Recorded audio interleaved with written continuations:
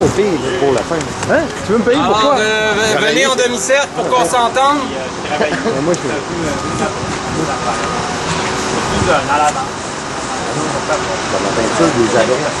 On va commencer. Je suis parti là. D'accord, donc mettez-vous en demi-cercle. Oui. En demi-cercle, s'il vous plaît. Demi-cercle. Alors, bienvenue à la 29e vigile mars 2011, le 15 octobre 2011. Donc ici maintenant s'amorce une mobilisation citoyenne infinie. Le mépris, le paternalisme et la corruption des mœurs et des institutions ont assez duré. Soyons visibles, occupons notre territoire et reprenons possession du Québec, de ses ressources et de ses institutions. Tous les samedis à 14 h, des vigiles ont lieu au Québec. La création de ces vigiles a germé d'un échange entre Luc Archambault, Denis Julien, Sylvain Racine et d'autres sur le site vigile.net. L'idée fait son chemin et donne naissance à la première vigile à l'initiative de M. Daniel Leroy devant le bureau de Jean Charest à Montréal le 22 janvier 2011. À la suite de 3 vigiles montréalaises, le 19 février, Luc Archambault lance la tradition d'une vigile citoyenne hebdomadaire chaque samedi à 14 h à la place du peuple souverain du Québec, sous le nom d'Opération Vigile du samedi.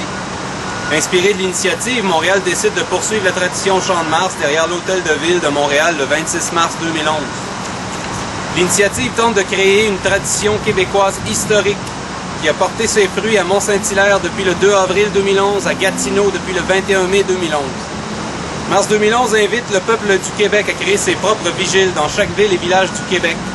Le mouvement est disponible pour du support à trouver l'inspiration de vous unir dans la rue. Chaque samedi, 14 h, à un lieu de mémoire collective près d'où vous habitez. Une vigile n'est pas un spectacle. Personne n'y vient pour divertir ou pour se faire divertir. En tant que citoyens et citoyennes du Québec, nous avons tous un rôle à jouer, celui de veiller, de surveiller, de tenir nos gouvernants à l'œil, de nous rencontrer, de nous parler, de nous imaginer autrement. Ces vigiles sont autonomes les unes des autres, mais leurs objectifs communs sont de dénoncer les abus du gouvernement Charest et d'exiger sa destitution. Mars 2011 vous invite à prendre la parole, participer activement à un exercice démocratique citoyen de base de manière physique et réelle, sortir du confort de votre maison, utiliser cette tribune citoyenne non censurée et diffusée sur l'Internet pour exprimer votre point de vue, dénoncer une situation, proposer une solution ou une action. Le Québec doit changer et ce, dès maintenant. Nous sommes arrivés à ce qui commence.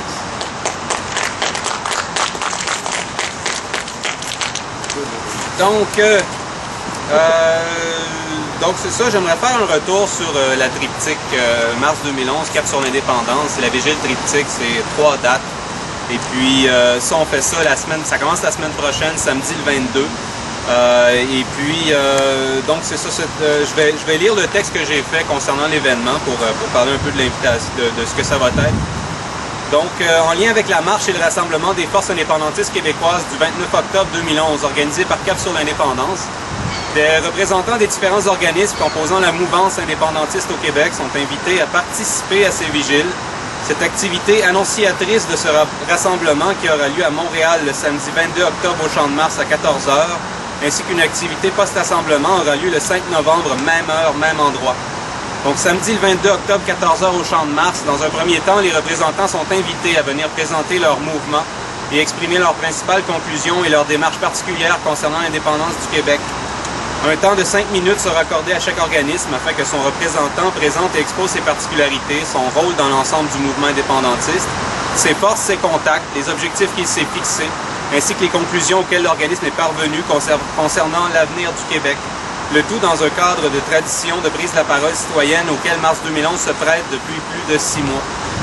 L'exercice sera filmé et diffusé sur le site web de Cap sur l'indépendance sous forme de capsules par organisme et archivé sur le site de mars 2011 dans le cadre de son événement de vigile triptyque mars 2011 Cap sur l'indépendance. Les organisations qui se verraient dans l'impossibilité d'envoyer un représentant le 22 octobre sont priées de faire parvenir à mars 2011 une présentation écrite 500 mots environ. Leurs textes seront lus et insérés parmi les allocutions. Le but de l'exercice est de faire en sorte que les organismes se présentent, prennent conscience des autres organismes et échangent de manière physique et non virtuelle, une semaine avant le grand rassemblement et la marche organisée par Cap sur l'indépendance. Aussi, l'événement a pour but de publiciser, de diffuser sur Internet chaque organisme de manière distincte et équitable sous forme de capsules vidéo. Le 29 octobre, une grande marche de tous les militants, organisée par Cap sur l'Indépendance, partira de la place du Canada à 13h30 et se rendra devant l'hôtel de ville vers 16h où se tiendra le grand rassemblement. Ce jour-là, la vigile sera minimale et symbolique. Après les allocutions des invités, il y aura prise de parole citoyenne dans le cadre habituel auquel Mars 2011 se prête depuis 6 mois. Et pour clôturer, le 5 novembre à 14h au Champ de Mars, pour clôturer la vigile triptyque Mars 2011, Cap sur l'Indépendance, l'activité prendra la forme d'un débat d'une durée approximative de 2 heures. Une question sera posée aux organismes, comment contrer l'image de la fragmentation du mouvement indépendantiste. Les organisations qui se verraient dans l'impossibilité d'envoyer un représentant afin de participer au débat sont priées de faire parvenir à Mars 2011 une déclaration écrite de 500 mots environ, résumant leur position. Les déclarations seront lues avant le début du débat. Votre participation fera le point sur l'orientation des différents organismes indépendantistes du Québec. Nous vous attendons nombreux. Donc, j'ai une petite liste ici des gens que j'ai rejoints concernant cette activité-là. Là, remarquez bien, ces vigiles-là sont spéciales, c'est-à-dire qu'il n'y aura pas de parole libre. Il n'y aura pas de temps, à moins qu'on ait du temps après, à moins qu'il y ait des citoyens qui aimeraient le faire après. Mais c'est vraiment des vigiles consacrés aux représentants des différents mouvements indépendantistes. Donc ça, c'est une liste des gens que j'ai tenté de rejoindre. Et puis voici où on en est rendu. Évidemment, là, il reste encore une semaine avant d'avoir des nouvelles et tout. Les aînés pour la souveraineté, on attend une réponse courriel. Les artistes volontaires, on attend une réponse courriel. Conseil de la souveraineté du Québec, M. Gérald Larose se représente le 22 octobre et enverra un représentant le 5 novembre. Comité indépendantiste Cégep du Vieux-Montréal, il y a Mme Laurence Beauchemin qui a confirmé sa présence aux 2 dates. Comité souverainiste de l'UQAM, il y a M. Maxime Laporte qui confirmera sa présence sous peu. La Fondation Octobre 70, j'attends une réponse courriel.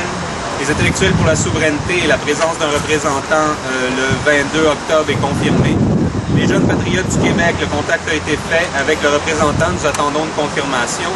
Libre marcheur, il va y avoir la lecture d'un texte qui est confirmé pour le 22 octobre. Ligue d'Action nationale sera absent aux 2 dates et n'ont pas confirmé l'envoi de texte. Le mouvement des étudiants souverainistes de l'Université de Montréal, la présence d'un représentant est confirmée pour le 22 octobre. Le mouvement progressiste pour l'indépendance du Québec attend d'une confirmation courriel. Le mouvement souverainiste du Québec, la présence d'un représentant est confirmée pour le 22 octobre. Rassemblement pour l'indépendance nationale, la présence d'un représentant est confirmée pour les 2 dates. Rassemblement pour un pays souverain, la présence d'un représentant est confirmée pour le 22 octobre. Regroupement des mouvements indépendantistes collégiaux, la présence d'un représentant est confirmée pour le 22 octobre. Réseau de résistance du Québécois, courriel en attente d'une réponse. Société nationale des Québécoises et Québécois des Laurentides, en attente d'une confirmation la semaine prochaine. Société nationale Gaspésie de la Madeleine, en attente d'une réponse. Société Saint-Jean-Baptiste de Montréal, la présence d'un représentant est confirmée pour le 22 octobre. Vigile.net, en attente d'une réponse courriel. Donc, c'est à peu près ça. Puis, je vais parler aussi de la marche qui a lieu le 29 octobre. Donc, j'invite tous les Québécois à se présenter à ce rassemblement-là.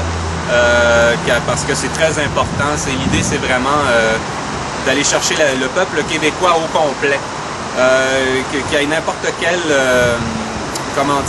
prise de position ou partisanerie ou quoi que ce soit. L'idée, c'est vraiment d'aller chercher le peuple et de le rassembler sous une même marche.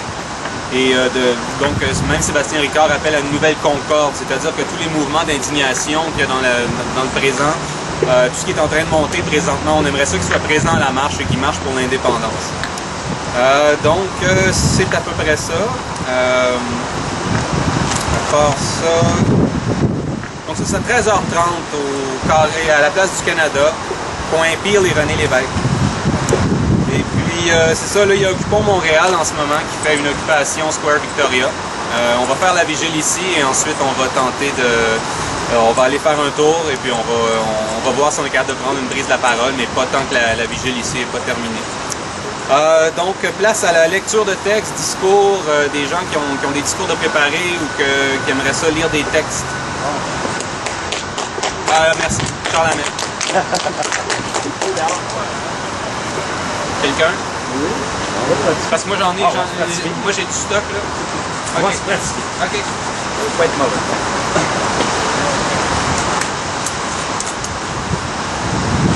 Nous sommes ici à ce qui commence. Mon nom est Jean-Claude Sylvain-Guay et je suis candidat à la chefferie du Bloc québécois. Oui, à ce qui commence. Ce qui commence est peut-être le début d'une belle aventure. Nous sommes ici car nous sommes indignés. Nous avons pris le taureau par les cornes et nous avons décidé, par nous-mêmes, humblement, de prendre la parole, ici, sur cette place publique, à côté de l'hôtel de ville de Montréal, où malheureusement, des gens profitent à ce moment-là de leur position pour donner des avantages à leurs amis, à leurs commettants, au lieu de travailler pour le peuple, travailler pour leurs citoyens, pour le bien commun. Et c'est là que nous nous retrouvons dans une situation où les gens qui sont ici ne méritent pas notre confiance et ne méritent pas ce que nous sommes en ce moment. Et nous voyons que là est le problème. Nous avons fait confiance à ces gens qui, bien plus qu'autrement, parlent bien, parlent haut, parlent fort. Et nous sommes là, ici, en train de faire cette vigile, car il faut une vigilance. Il faut être vigilant face à ceux qui nous volent. Il faut prendre la parole face à ceux qui profitent de notre bonté pour nous tromper, nous manipuler, nous rouler et nous appauvrir collectivement. Nous devons cesser d'être des mous. Nous devons cesser de se taire, de laisser faire, de dire « Ah, c'est pas de mon affaire, j'ai d'autres choses à faire. » Et il y en a d'autres qui vont s'en occuper. Non, non, mes amis, c'est notre responsabilité à tous de s'occuper de nos affaires. Car sur le plan municipal, comme sur le plan national, à Québec, un homme, le premier ministre, Jean Charest, parcourt le monde pour vendre nos ressources naturelles sans notre permission, sans avoir demandé la permission aux Québécois et plus particulièrement aux Québécois qui vivent là-bas. Je parle des Québécois des Cris et des Inuits qui vivent et qui sont les locataires principaux de ce territoire. Car au fond, nous sommes les locataires de cette planète. Et nous avons la responsabilité d'en prendre soin. Nous pouvons l'utiliser, nous pouvons nous en servir, mais nous devons avant tout, mes amis, la respecter. Et la respecter, c'est d'avoir la responsabilité, le devoir de laisser les gens qui en ont la responsabilité d'en prendre vraiment soin, de l'utiliser. Ces gens qui sont là, ici, et qui ont les moyens de développer l'économie.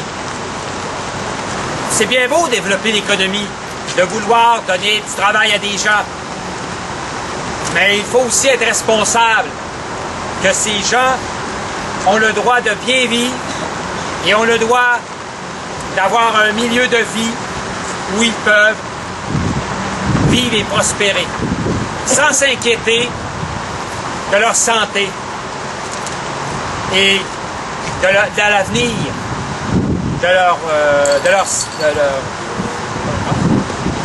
de l'avenir de leurs enfants et de ceux qui suivront. Merci. Ah, bon. C'est bon. Oui? OK. J'ai plein. Ah bon? Mais c'est ça, bon, j'ai plein de choses. Il y a Sophie Turcot qui m'a demandé de lire son texte parce que bon, elle n'est pas disponible, elle n'a pas la capacité de... Elle n'a pas la capacité d'être présente. Elle a un ami issu des communautés autochtones. Et puis, donc moi je suis supposé le lire quand cette personne-là va être présente. Donc est-ce que l'ami de Sophie Turcot est présent ici en ce moment? Avec nous? Non? Donc, donc je le lirai pas parce qu'elle m'a dit de le lire quand la personne-là sera là. Mais bon, j'aurais trouvé ça intéressant, mais j'ai comme une commande de elle de le lire que lorsque son ami sera là. Et puis moi, ben ça, j'aimerais vous parler de quelque chose. Est-ce que quelqu'un d'autre qui a un texte ou un discours, quelque chose comme ça à lire? OK. Donc, moi j'aimerais, bon, la semaine passée, j'ai attiré votre attention sur l'accord économique et commercial global Canada-Europe. Et je réalise qu'ils n'en parlent pas beaucoup dans les médias, qu'ils n'en parlent pas beaucoup nulle part, et puis pourtant c'est le sujet le plus important de l'avenir des Québécois. Il y a une entente qui va être signée à huis clos au mois de décembre. Les députés indépendants à l'Assemblée nationale ont soulevé le dossier, ont fait un point de presse le 5 octobre, ils en ont parlé un peu. Mais ça s'est estompé bien vite, puis ils n'en parlent pas beaucoup dans la presse ou un peu partout, mais c'est la chose la plus importante qui va se passer pour l'avenir des Québécois d'ici 2 mois. Et il est vraiment temps qu'on se réveille. Et il est vraiment temps qu'on porte attention à cette histoire-là. Donc ça, c'est un résumé du rapport de l'Institut de recherche économique contemporaine de janvier 2011 sur cet accord-là.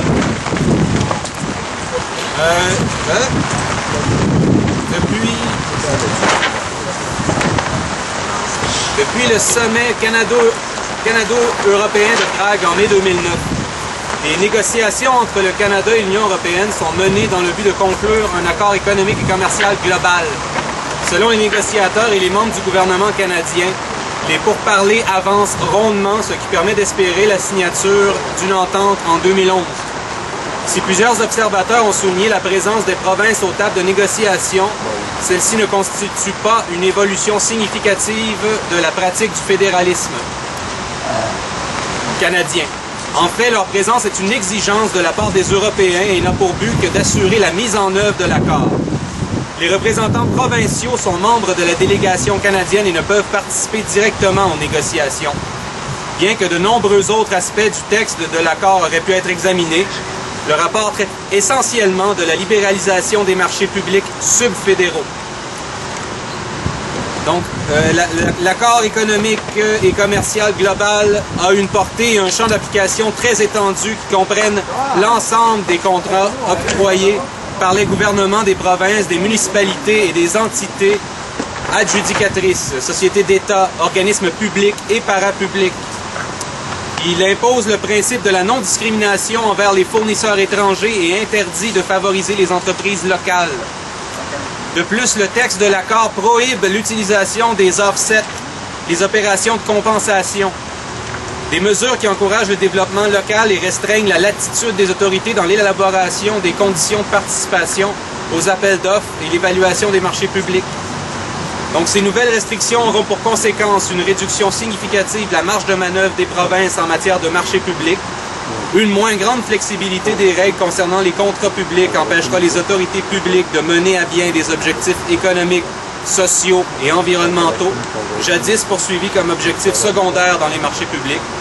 L'accord économique et commercial global emprisonnera les gouvernements.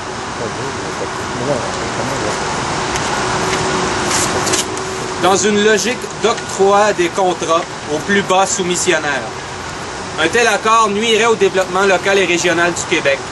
Le principe de non-discrimination empêcherait les autorités de favoriser une entreprise dont les activités sont concentrées au Québec.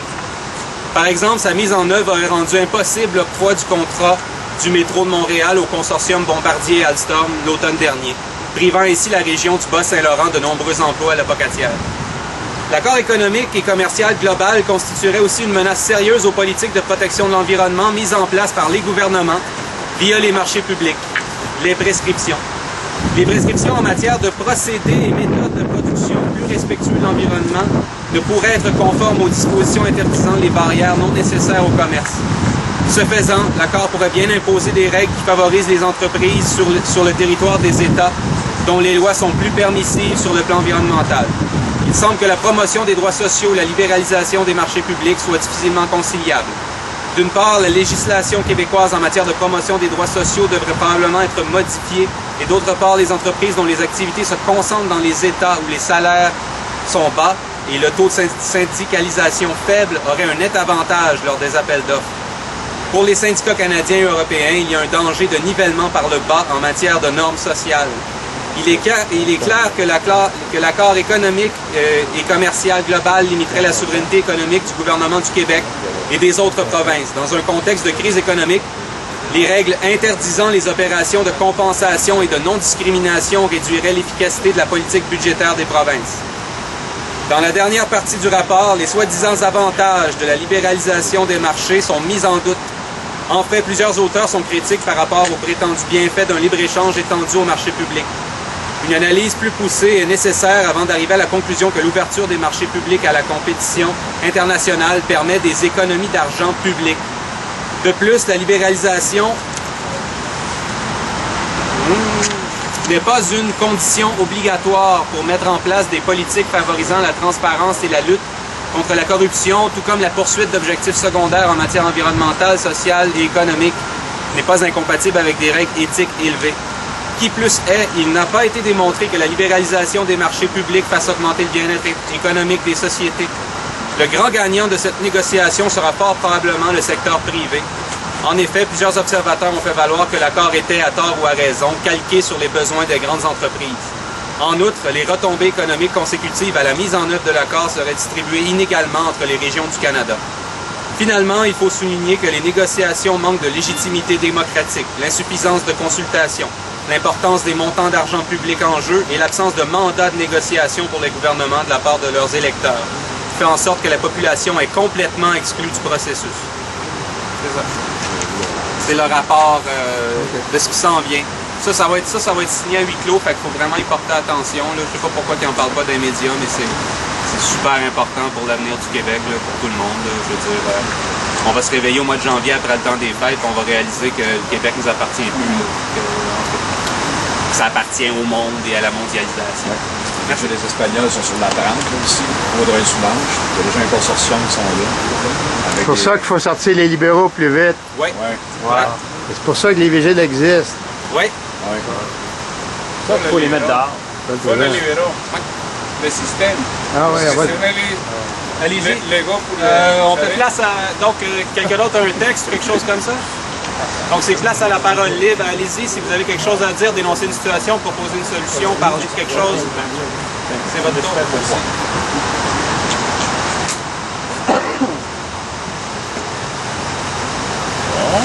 Oui, je dis non, moi. Bon, alors Bonjour, Thierry Vincent. Moi, je veux juste vous... parce qu'en ce moment, il y a une occupation au Square Victoria et c'est un autre mouvement qui naît près d'une autre station de métro. Je trouve ça très intéressant. J'espère qu'il va y avoir toutes sortes de mouvements sous toutes sortes de formes dans toutes sortes de points à Montréal. Mais il faut quand même, je pense, ne pas être attiré par les sirènes et lâcher la vigile pour autant. Je pense que la vigile a son importance et qu'elle doit rester ici. Et je vais vous dire pourquoi, selon moi. C'est que cette vigile qui est là est une espèce de brouillon à ciel ouvert. C'est une espèce de mélange de discours qui se font. Et tranquillement, je pense, ces discours-là finissent par créer un discours commun.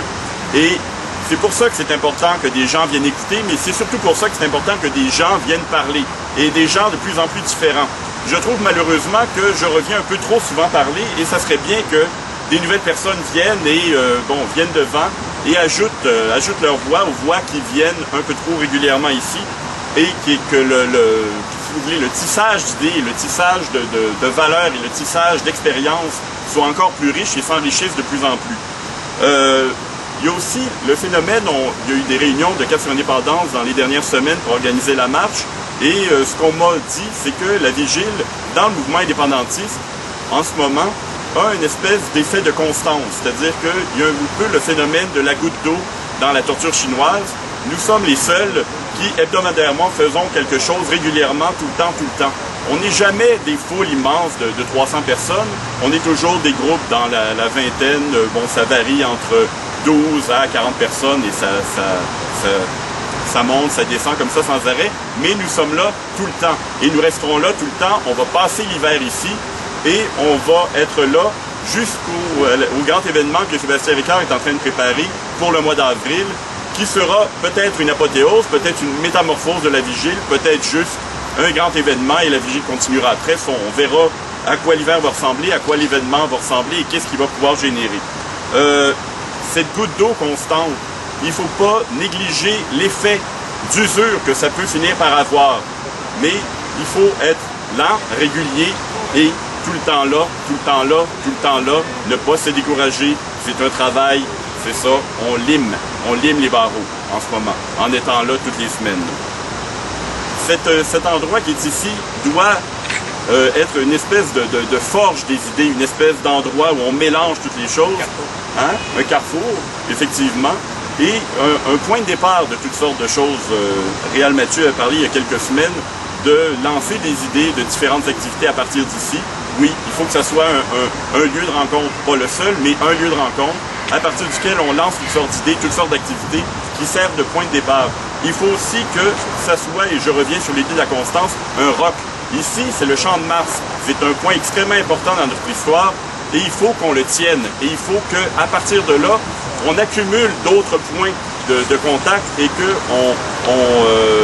comment je peux dire, on se concentre, on reprenne possession, qu'on s'enracine. Et c'est à peu près ça que je voulais dire. Merci. Oui, bravo. Charles.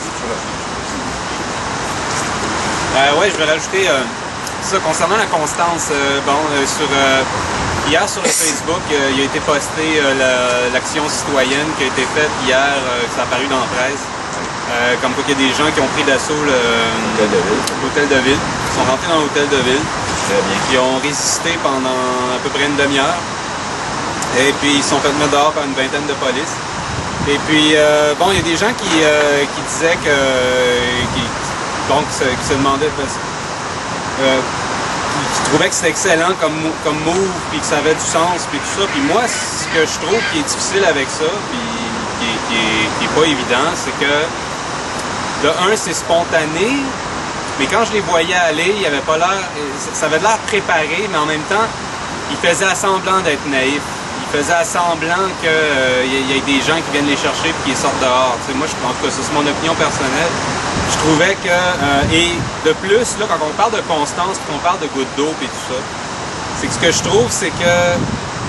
Est-ce qu'il y a une conséquence à ça? Est-ce que cet acte-là fait en sorte qu'il y a une conséquence après? Je comprends que c'est un coup d'éclat.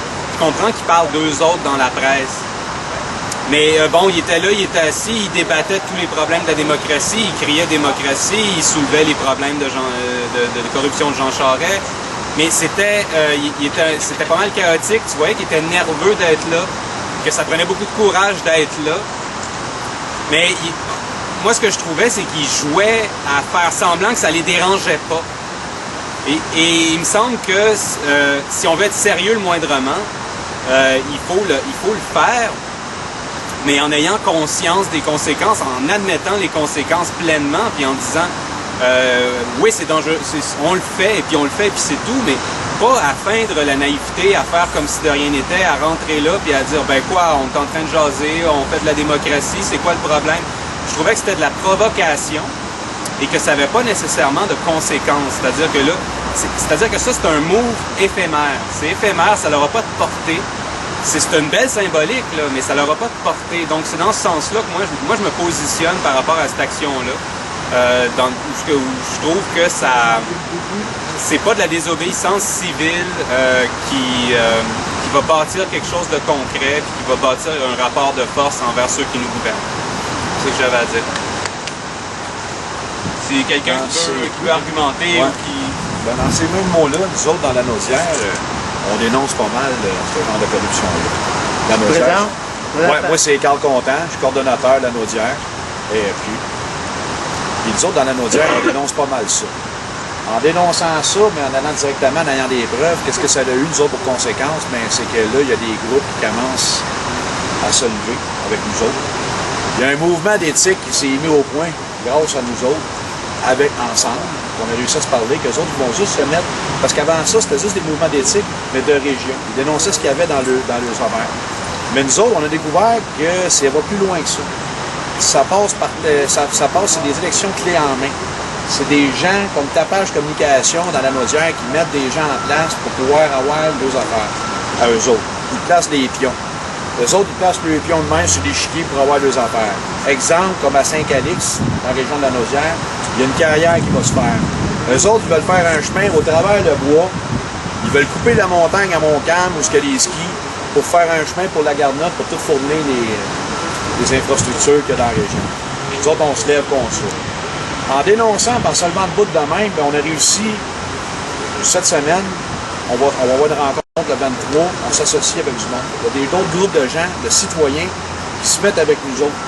Puis nous autres, qu'est-ce qu'on sert? C'est qu'on sert comme chien de garde, si on veut. On rentre, on les traite de pourris, puis c'est ça que ça veut, ça déstabilise un peu en sortant des petites affaires sur eux autres, puis de temps en temps, ça les fatigue un peu parce que même les journaux dans la région sont pro-maire. C'est ce qu'on a découvert. Puis moi, je trouve que justement, la goutte d'eau, c'est de pas arrêter. Au début, quand on a commencé, personne ne croyait en ça. Parce que c'est bien beau avoir un pays, mais ici, il y a quoi, là? Ouais. Fait que Saint-Lin, ça fait partie du Québec. Mascouche, ça fait partie du Québec. Puis Sainte-Julienne, ça fait partie du Québec. Puis à la longue, à force de fesser, là, tout le temps dessus l'affaire, mais il y a du monde qui se lève, puis ils s'associent. Puis là, on peut s'asseoir. Puis quand on s'associe à table, on s'entend. Là, moi, j'ai ma casquette à puis je suis un citoyen comme les autres, tu sais. Puis je suis un citoyen comme tout le monde aussi. Puis de même, je trouve ça comme ça. Puis là, je peux te garantir que dans les prochains moves, ouais, il y a une progression, sans violence, en faisant des choses pour dénoncer, puis ça s'en vient bien. Moi, je suis bien content de ça. J'espère que ça va continuer. J'espère qu'on va l'allier là-dessus. Parce que nous autres, ça fait longtemps, en tabarnouche, moi-même, avec mon père, on s'est battu contre les corruptions depuis longtemps dans les municipalités. On se fait menacer par ces gars-là. C'est incroyable. C'est vraiment, j'appelle ça des hommes de Cro-Magnon, parce que c'est la seule affaire qu'ils sont capables de faire. En les dénonçant de même, des fois, on ne passe pas nécessairement à la TV. On n'est pas obligé de passer à la TV, parce que pour moi, la cause est plus grande que nous autres. Puis je pense que les gens-là, quand ils finissent par s'associer, ça finit par faire des petits beaux mouvements. Dans cette heure, on est rendu, là, on est associé avec des avocats, des gens d'éthique dans la Naudière. Et préparez-vous, parce qu'on s'en vient dans le coin, qu'on va être là pour rester pour longtemps. Fait que c'est de même que je vois mon Québec libre. Ouais. C'est de même que je vois chaque région, chaque chose, Montréal, Québec, Gaspésie, tout au complet. C'est de même. Puis grâce, en dénonçant ça, des fois, en faisant des manifestations, mais des gens, des fois, ça leur donne du courage. La Naudière, il y avait des gens qui étaient... Écoute, il y a des gens dans certaines villes de la Naudière qui n'ont même pas des conseils de ville parce qu'ils se font menacer par les pro-maires, par les citoyens, par les chums de un et de l'autre. C'est comme ça. Fait que moi, je continue à dénoncer de la corruption. Il faut continuer à me battre pour mon pays. Puis à la vie, à la mort. Je vais à mourir pour ça. Ouais, bravo. Merci. Bon, Réal Mathieu, très heureux d'entendre l'expérience de M. Contant. Et je voudrais partager une expérience avec vous autres que j'ai eue personnellement. J'ai déjà été candidat aux élections scolaires à Montréal, pour la commission scolaire de Montréal. Puis quand je me suis aventuré là-dedans avec le parti de MEMO, le mouvement pour une école moderne et ouverte, c'est un mouvement laïque, je ne connaissais pas l'environnement dans lequel je m'en allais défendre des idées. Et c'est là que j'ai compris comment le Parti libéral du Québec fonctionnait. Pas juste le Parti libéral du Québec, comment les fédéralistes fonctionnaient, mais en l'occurrence, j'avais affaire aux libéraux. C'était en 1998, je me rappelle bien, à peu près. Là. Et le Parti libéral est au pouvoir à Ottawa. Alors, je me suis rendu compte que là où j'étais candidat, dans le quartier 19 à Montréal-Nord, au niveau municipal, c'était le maire Ryan. Et le frère de l'autre était éditorialiste au Journal de Devoir et qui avait la même philosophie politique. Donc, le maire de Montréal-Nord était libéral. Il y avait le comté, au niveau du comté provincial, c'était Charbonneau.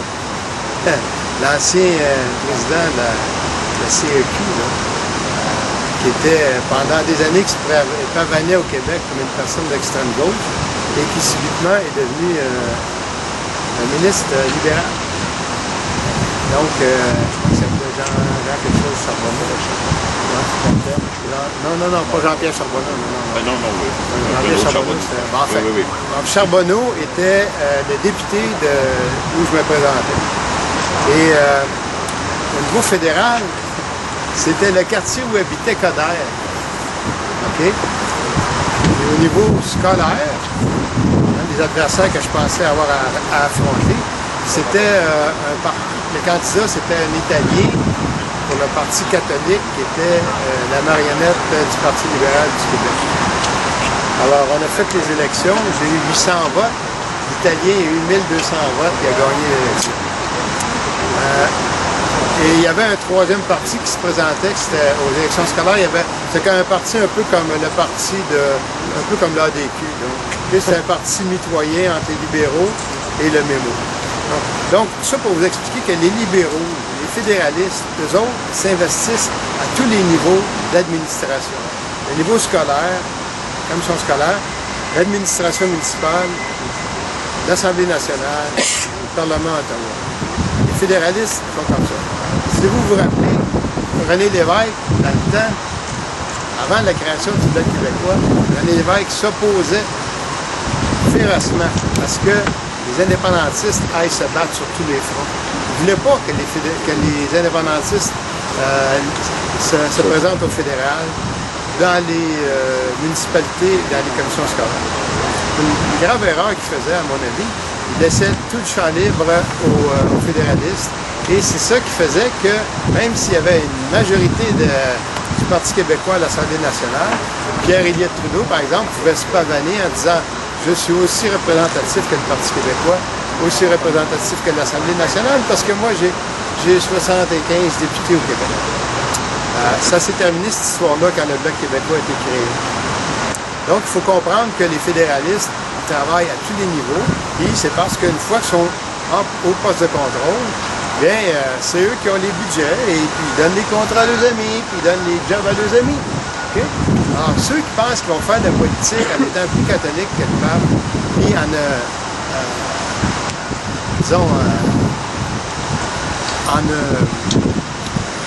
ayant une éthique tellement pure qu'ils ne vont jamais prendre un sou des impôts pour faire, par exemple, la promotion de l'indépendance du Québec ou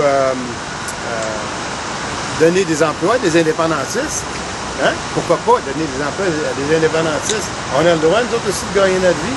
Madame Harper, lui, il en paye des gens... Bon, c'est ça. Alors, donc, il y a beaucoup d'indépendantistes qui ne comprennent pas comment ça fonctionne, la politique au Québec. Alors, il faut investir tous les niveaux de pouvoir, puisque M. Contant a commencé à faire. C'est excellent. Je l'approuve entièrement. Bravo, M. Contant. Merci. Pas tout seul.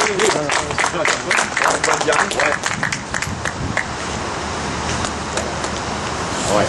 Alors, Thierry Vincent, je reviens. Oui, mais c'est ça. Venez aussi. Il faut remplir le centre. Je suis d'accord aussi avec ce que M. Contant dit, puis pour répondre à Charles Hamel un petit peu, bon, le mouvement était peut-être un mouvement un peu naïf puis qui commençait. C'est-à-dire que c'est ça aussi, c'est qu'il faut, et je vais reprendre dans mes mots ce que vous avez dit quelque part, c'est que les gens, tout d'un coup, en peuvent plus, disent on part un mouvement, on fait quelque chose, et puis, bon, ils se garochent en première place qu'ils peuvent. Ensuite, ils apprennent. Ensuite, ils voient qu'il y a d'autres groupes. Ensuite, ils commencent à tisser des liens avec d'autres groupes. Ensuite, les groupes commencent à se coordonner. C'est là-dedans qu'on est. C'est à ça que sert le triptyque qui commence la semaine prochaine.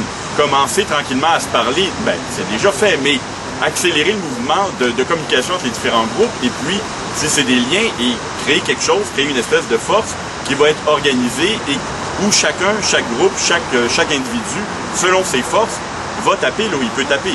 Et je suis d'accord avec ce que Réal Mathieu vient de dire.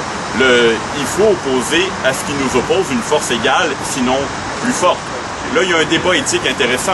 À quel point il faut jouer cochon quand l'autre joue cochon? Bon, ça, on pourrait y aller selon son éthique et ses valeurs et ces choses de genre. Mais c'est sûr que la politique est un jeu, qu'il y a des règles, qu'il y a des choses qui sont acceptées en politique, qui ne seraient pas acceptées dans la vie de tous les jours. Et allons-y gaiement et apprenons le jeu politique et jouons-le à fond. Il y a malheureusement une acculturation du savoir politique au Québec. Je trouve que les gens s'y connaissent moins en politique qu'ils s'y connaissaient dans les années 60-70. Je ne sais pas si c'est une impression ça, mais j'ai l'impression que les familles qui transmettaient l'espèce de pouvoir politique, ça se fait moins. Là. Les gens se parlent moins, transmettent moins l'information. Il y a moins de combats, effectivement. Là, ça recommence dans les municipalités. Toute la petite histoire des petites villes, la vie de quartier, les choses comme ça. Toutes ces choses-là, c'est un savoir qu'il faut réactiver. Les gens sont de plus en plus enfermés dans des bulles individuelles, de plus en plus enfermés dans le « moi-je », ça c'est moi et c'est mon truc à moi, et on en parle beaucoup. Il faut revenir au collectif. Il ne faut pas perdre ce que l'individualité nous a donné, c'est-à-dire le fait de pouvoir s'exprimer soi-même, d'avoir ses propres opinions, de connaître ses propres forces, ses propres faiblesses. Mais comme je le disais la semaine dernière, il faut intégrer ces forces-là et tout dans un ensemble collectif. Si on garde tout ça pour soi, ben on retombe dans la satisfaction d'appétit personnel, puis ça sert à rien, c'est inutile.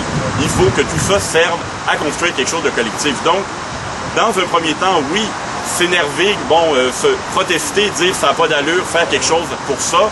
Dans un deuxième temps, commencer à dire, bon, ma première action a donné ça, est-ce que c'était très efficace? Je vais essayer d'améliorer mon action pour la prochaine fois. Qui d'autre fait des actions? Qui a des connaissances en fait d'action?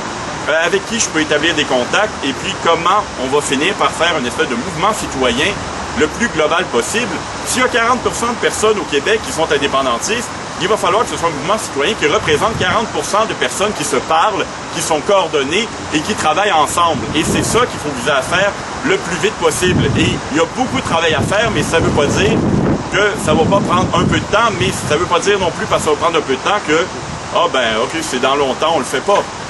Même si ça prend 6 mois à le faire, il faut commencer très très vite à le faire et il faut le commencer dans sa vie tous les jours. Bon, merci, je suis à court d'idée. Quelqu'un d'autre, s'il vous plaît. Merci.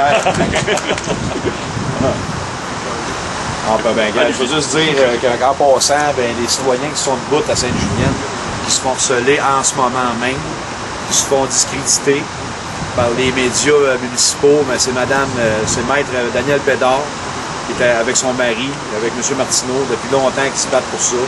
Je lui lève mon chapeau, c'est une vie de bout. Puis je vais continuer à me battre avec eux autres, coûte que coûte, peu importe ce qui arrive. Fait que merci Mme Bédard d'être là. Et merci à tout le monde, je vais toujours vous supporter, peu importe ce qui arrive. Merci. Bravo.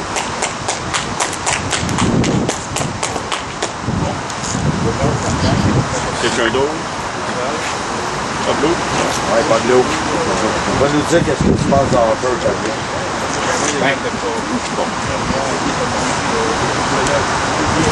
Puis, dans le même ordre d'idée, parce qu'on parle souvent, des fois, on attend toujours de passer devant une caméra. Hein. Et des fois, là, on pense tout le temps à la valeur, à l'argent. Mais comme j'ai mon sang indien, Big Mac, puis mon sang acadien, mon grand-père m'a toujours dit, il faut penser à la valeur des hommes aussi.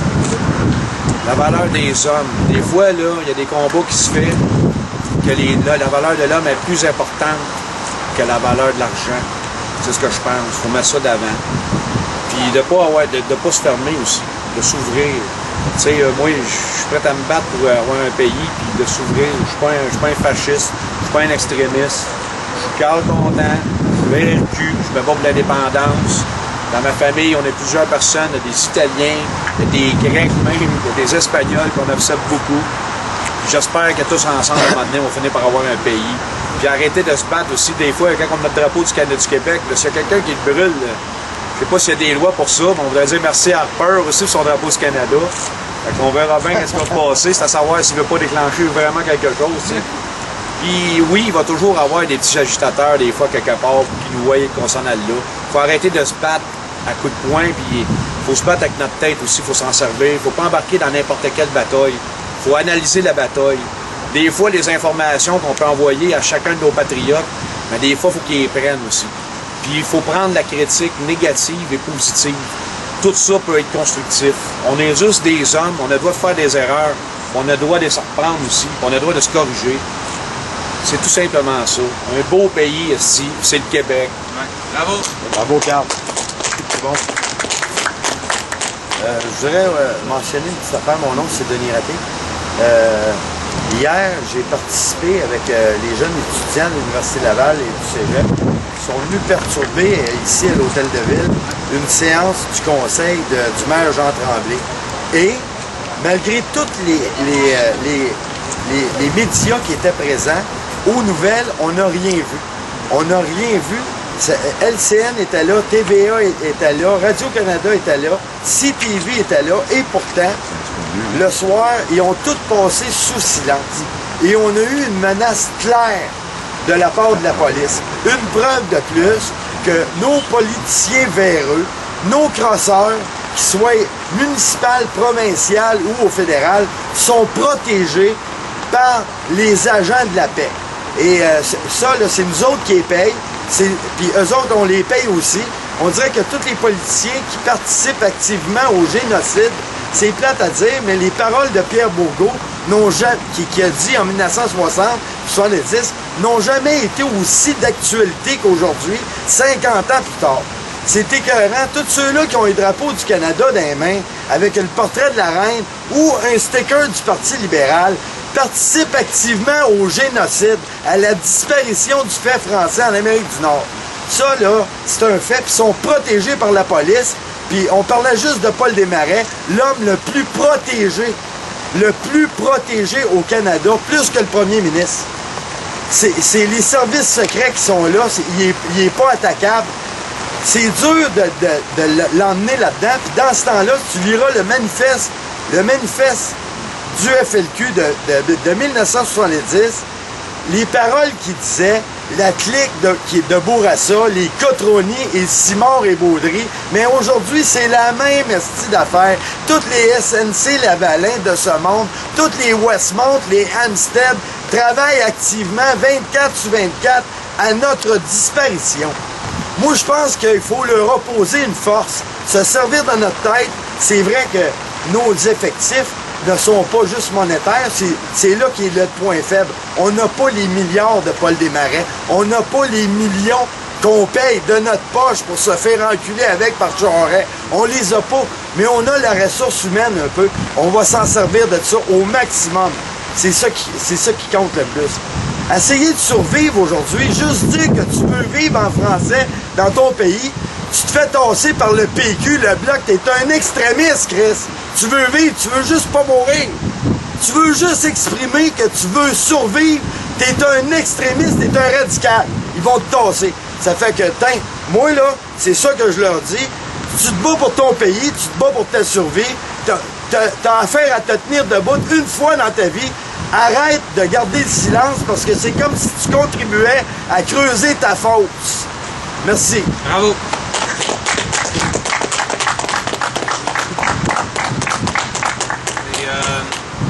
Sébastien Ricard qui a dit à un moment donné, il y avait une discussion sur un prof de français qui avait été renvoyé parce qu'il avait trop un gros accent.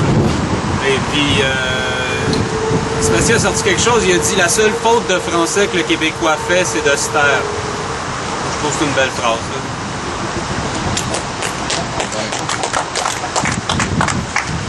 Je suis entièrement d'accord avec M. Raté sur la question du génocide.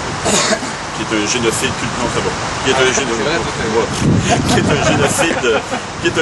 culturel, qui est un génocide qui, quand, comme moi, on s'intéresse à la culture populaire du Québec, à la littérature québécoise, on voit à quel point il y a déjà des grands pans de notre mémoire collective qui sont effacés, qui disparaissent. Et là, c'est rendu dans la rue. Moi, je vais vous dire que, bon, je l'ai dit un peu et je vais revenir là-dessus. Et je suis entièrement d'accord avec M. Raté sur la question que le potentiel qu'on a, c'est le potentiel humain. Et que ce qu'on a, nous, comme force, c'est la force du nombre. Le problème, c'est qu'on est déconnectés les uns des autres. Il faut se connecter le plus vite possible. Et cette force-là est une force que aucune police au monde, une fois que toute la population est rassemblée, ou en tout cas une grande partie de la population, et aucun élu au monde peut contrer. C'est quelque chose qui... Mais le problème, c'est tout le travail qu'il faut faire au plan humain pour réveiller les gens et puis se connecter les uns aux autres et regarder ce qu'il y a à faire. Et il y a quelque chose que j'observe depuis très longtemps, c'est qu'au Québec, malheureusement, on a développé la pensée à court terme. Et c'est quelque chose qui est un obstacle à toutes sortes de choses. Et sans penser à long terme, sans vision plus générale, plus élargie, il n'y a pas de pays possible. Si on pense en termes dans 2 ans, il faut que l'indépendance soit faite, sinon ça ne vaut pas la peine, on ne peut pas construire un pays sur des bases comme ça. ça nous transcende le pays, c'est plus grand que nous. On se bat, on se bat, on se bat, même sans espoir, il faut continuer à se battre. On se bat sans arrêt. Si c'est pas nous, ça va être nos enfants. Si c'est pas nos enfants, ça va être nos petits-enfants. Mais toutes les luttes qu'on fait en ce moment sont utiles pour l'avenir, comme toutes les luttes qu'il y a eu dans le passé ont été utiles pour qu'on soit ici maintenant et qu'on parle encore français sur le champ de Mars aujourd'hui. Si ça n'avait pas eu lieu, tous les sacrifices qui ont eu lieu au milieu du 20e siècle, au début du 20e siècle, au milieu du 19e siècle, on ne serait pas ici aujourd'hui. Ça, il faut en être conscient. Il faut être conscient que toutes les luttes qu'on fait aujourd'hui sont des luttes qui sont nécessaires pour que ça finisse par débloquer. Mais il faut se battre contre cette espèce de morcellement de la pensée qui nous a été imposée, cette espèce de lobotomisation d'esprit par toutes les sphères de pouvoir, par les médias, mais aussi dans lesquelles il faut la combattre sur le plan individuel parce que, allant de pair avec ça, c'est le confort individuel qui va avec ça. C'est-à-dire, c'est le fait que c'est pas compliqué de s'enfermer dans une espèce de vision à court terme.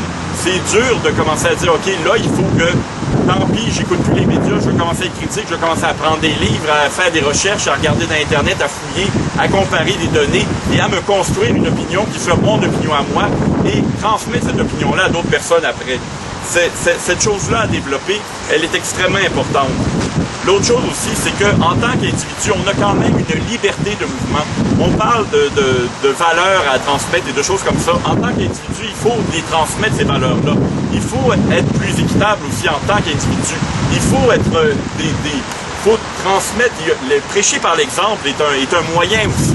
Quelqu'un qui est gentil et généreux avec les gens, qui peut se battre quand c'est le moment de se battre, qui peut contrer quelqu'un quand on l'oppresse, ça c'est normal, mais qui, le reste du temps, est généreux, est gentil, est ouvert aux autres et tout ça, c'est quelque chose qui se transmet, c'est quelque chose qui est un virus qui se transmet aux populations, ça gagne les gens. Et soyez désagréable dans une foule, il va avoir, les gens vont devenir agressifs. Soyez affable dans une foule, vous allez voir, ça va faire une transformation aussi. Ça, c'est des choses auxquelles je crois personnellement. Aussi, j'en ai parlé il y a 2 semaines, la question de la peur. On parle sans arrêt. Ce dont je parle ici, c'est que la peur est un outil. La peur, c'est pas un truc qui... on parle souvent de la peur au Québec, il faut pas avoir peur, puis tout ça parce que on va rentrer dans notre trou. La peur, c'est pas juste quelque chose qui sert à aller se cacher. C'est quelque chose qui sert à avoir l'esprit aux aguets, à avoir les sens aiguisés, à surveiller ce qui se passe et à être alerte.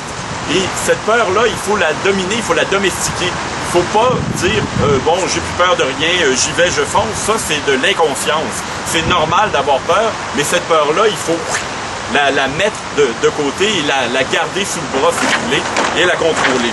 Et c'est à peu près tout pour aujourd'hui. Ça se contrôle la peur. Hein? Ça se contrôle la peur et c'est nécessaire de contrôler la peur.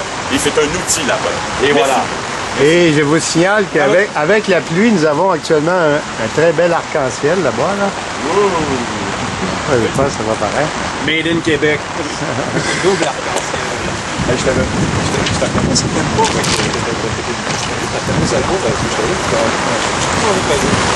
Ils ont brisé. Non, mais quand il fait pas beau, j'ai pas. En tout cas, je voulais rajouter à Thierry à ce qui était discuté, là, il y a les ressources humaines et puis les citoyens se mettent ensemble pour se battre contre tout ça. Mais, dans le fond, ce qu'on dit depuis le début, là, ce qui est dit ici, c'est que, puis ce que j'ai réalisé il y a longtemps, c'est que nous tous, on fait des débats d'idées, on discute entre nous. C'est quelque chose qui prend du temps à se former, à s'en aller vers une direction claire. Parce qu'on se bat contre des gens qui disent tous la même chose. Parce qu'ils sont payés pour le dire. Et donc, que tu t'appelles Richard Martineau, que tu t'appelles Éric Duhaime, que tu t'appelles Jean Charest, que tu t'appelles Mario Dumont, que tu t'appelles... Tous ces gens-là, je veux dire, ils se font payer pour répéter le discours de la non-collectivité, anti-syndicale, de tout privatiser et de faire en sorte qu'il n'y a plus de collectivité, qu'il n'y a plus de tissu social. Et c'est contre ça qu'il faut se battre. Et puis je trouve que c'est important de se battre pour garder les acquis qu'il y a eu pendant les dernières années, pendant les 30, 40, 50 dernières années, les acquis qu'on a eus. C'est beaucoup moins sanglant que de se battre pour garder ces acquis-là, que d'être obligé de se battre pour se les réapproprier et les regagner parce qu'on les a perdus. Donc, c'est Par ici.